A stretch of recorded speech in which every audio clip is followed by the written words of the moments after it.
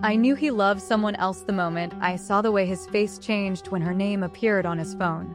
It wasn't something dramatic at first, no shouting, no obvious betrayal, just a small shift, like a shadow passing over something warm, and I remember standing in the kitchen with a wet plate in my hands, watching him from the corner of my eye while he quickly flipped the phone face down, and I told myself I was imagining things, because that's what you do when you're not ready for the truth. We had been living together for almost a year at that point, and everything about our life looked normal from the outside. We had routines, shared groceries, argued about stupid things like laundry and what to watch in the evening. And on weekends, we would sometimes go out or just stay in, order food, and pretend we were one of those couples that had everything figured out. But if I'm being honest, even before that moment, something had always felt slightly off, like I was always standing just a step behind him, like I was catching up to a version of him that wasn't fully there with me.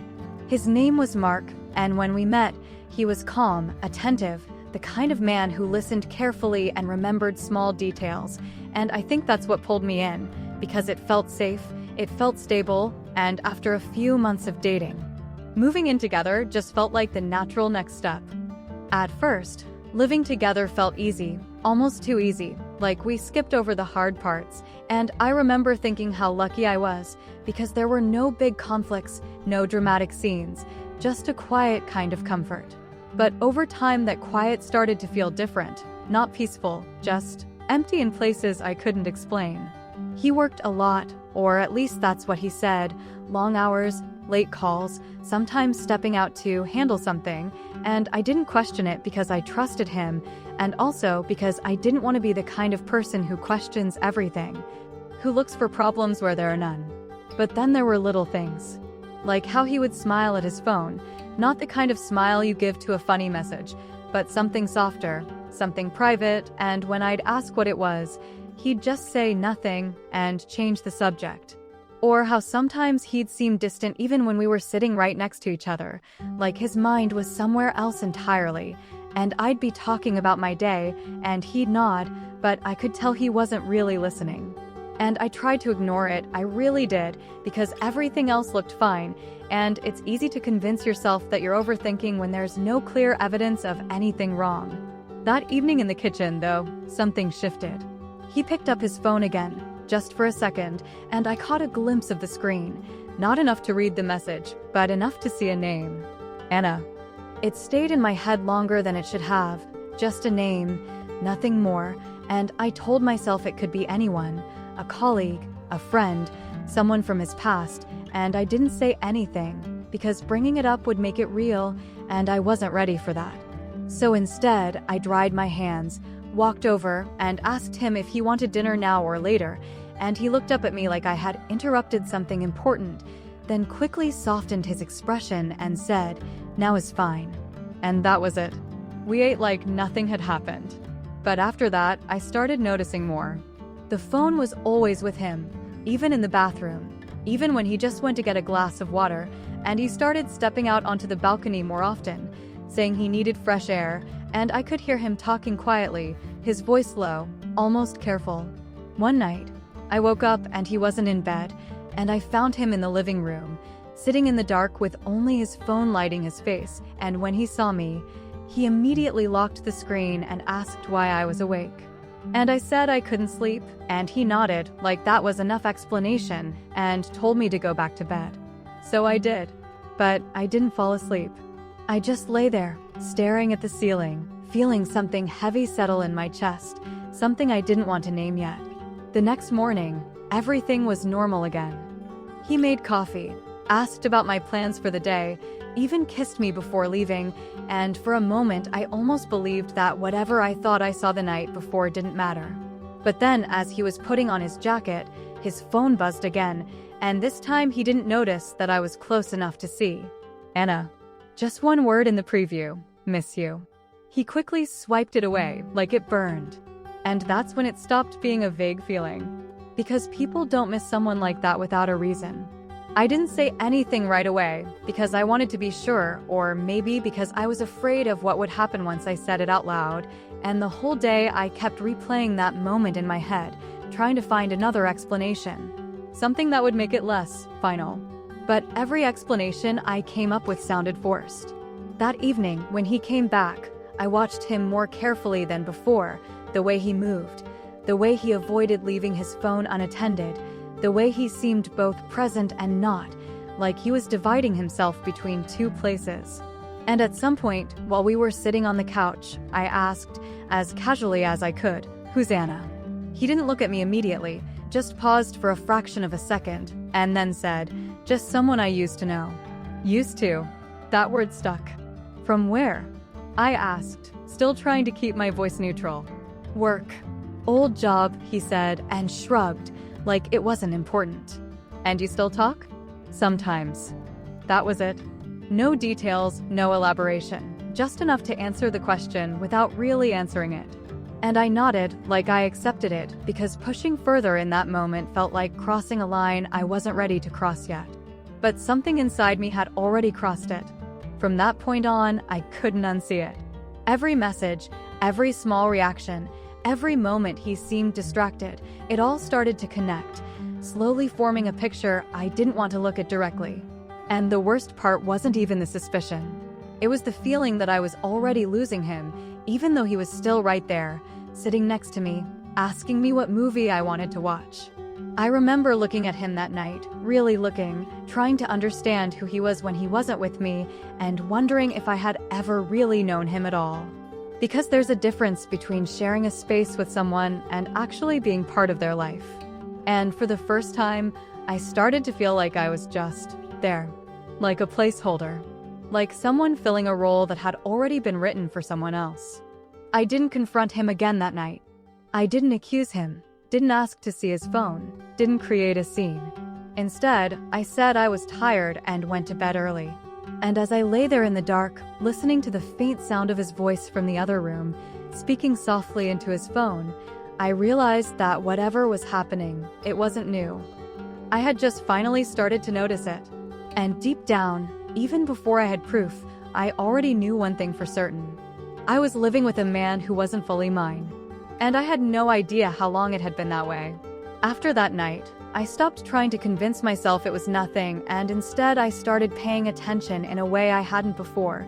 Not obsessively, not checking his phone or following him around, but just noticing things clearly, without softening them. And the clearer I saw, the harder it became to ignore. He wasn't just distracted sometimes, it was constant, like part of him was always somewhere else, and even when he laughed with me or asked about my day, there was this thin layer of distance, like he was performing something he already knew by heart. A few days later, it became even harder to pretend. We were having dinner, nothing special, just something quick after work, and his phone buzzed again on the table, and this time he didn't manage to hide it fast enough, and I saw her name, Anna, again, and another short message. "Are you coming tomorrow?" He grabbed the phone almost immediately, but it was too late. I looked at him, and this time I didn't look away. "Coming where?" I asked quietly. He froze for a second, then leaned back in his chair and exhaled, like he was tired, not caught. "It's nothing," he said. "It doesn't look like nothing," I replied. There was a long pause, the kind where both people understand that something is about to shift, and you can either stop it or let it happen. I let it happen. "Mark," I said, "just tell me the truth." He rubbed his face with both hands, then looked at me, and for the first time in a long time, he didn't try to soften anything. "She's someone from before," he said. "Before me?" "Yes." "And you're still seeing her?" Another pause. "Yes."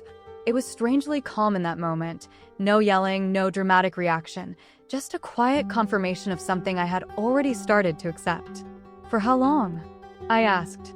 He hesitated, but then answered. "Since before we moved in together." That part landed differently, because it meant this wasn't something that started later, not a mistake, not something that happened along the way. It was always there. "So I moved in with you," I said slowly, "while you were still with her." "I wasn't with her," he said quickly, like that detail mattered. "We had broken up." "But you never really stopped," I replied. He didn't argue with that. And that silence said more than anything else. I leaned back in my chair, trying to process it, not just the fact that he loved someone else, But the timeline, the reality that our entire relationship had been built on something incomplete. Why? I asked. It wasn't an accusation, just a question I genuinely needed answered. He looked down at the table for a moment, then said, "Because I thought it was over." And then it wasn't. That doesn't explain why you stayed with me. He nodded slightly, like he expected that. Because with you, things were easy, he said. Calm. I didn't have to fight for anything. I thought maybe that's what I needed. And with her. He didn't answer right away. It's different, he said finally. Different how? It's stronger, he said, almost reluctantly. That word sat between us for a few seconds. Stronger. I nodded, not because I agreed, but because I understood what he meant. And she knows about me? I asked. Yes. And she's okay with this? Another pause. No. That almost made me laugh, but I didn't. So you're lying to both of us, I said. I didn't plan it like this, he replied. I don't think anyone ever does, I said. We sat there in silence for a while, the kind that isn't empty, just full of things that don't need to be said anymore. Then I asked the question I had been avoiding. Are you going to see her tomorrow? He looked at me, and for a moment I thought he might lie. Yes, he said. That was it. No hesitation this time. Just a clear answer. I stood up, walked to the sink, and started washing the dishes, not because they needed to be washed, but because I needed something to do with my hands. He stayed at the table. You can say something, he said after a while. I think you've already said enough, I replied. And I meant it, because at that point, there wasn't much left to explain. He was in love with someone else. He had been from the beginning, and I had been something else. Convenient, stable, available. I turned off the water, dried my hands, and faced him. Do you love her? I asked. Yes. Do you love me? He hesitated again, and that hesitation was the answer, but he still said it. I care about you. I nodded. Okay, I said. And in that moment, something inside me settled, not in a painful way, not even in an angry way, just clear. Because there's a point where confusion ends, and even if the truth isn't what you wanted, at least it's something solid. What are you going to do? He asked. I'm going to pack my things, I said. He looked surprised, like part of him didn't expect that. You don't have to leave tonight, he said. I know, I replied, but I'm not staying. He didn't try to stop me. And that, more than anything, confirmed I was making the right decision. I packed slowly, not in a rush, just taking what was mine, folding clothes, putting things into bags, and the whole time, he stayed in the living room, occasionally walking past the bedroom door, like he wanted to say something, but didn't know what. At one point, he stood in the doorway. I didn't mean to hurt you, he said. I believe you, I replied. But you still did. He nodded. I thought I could figure it out, he added. While living with me? I asked. He didn't answer. Exactly. By the time I finished, it was late. I took my bags, walked to the door, and he followed me, not too close, just enough to be there. We stood there for a moment. This isn't how I thought this would end, he said.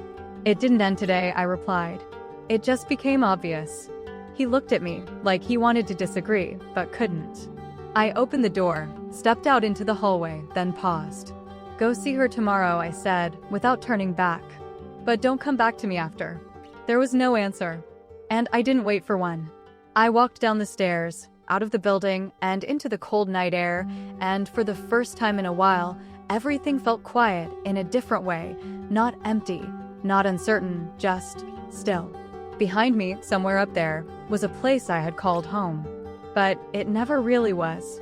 And as I reached the street, I pulled my jacket tighter, looked ahead, and kept walking.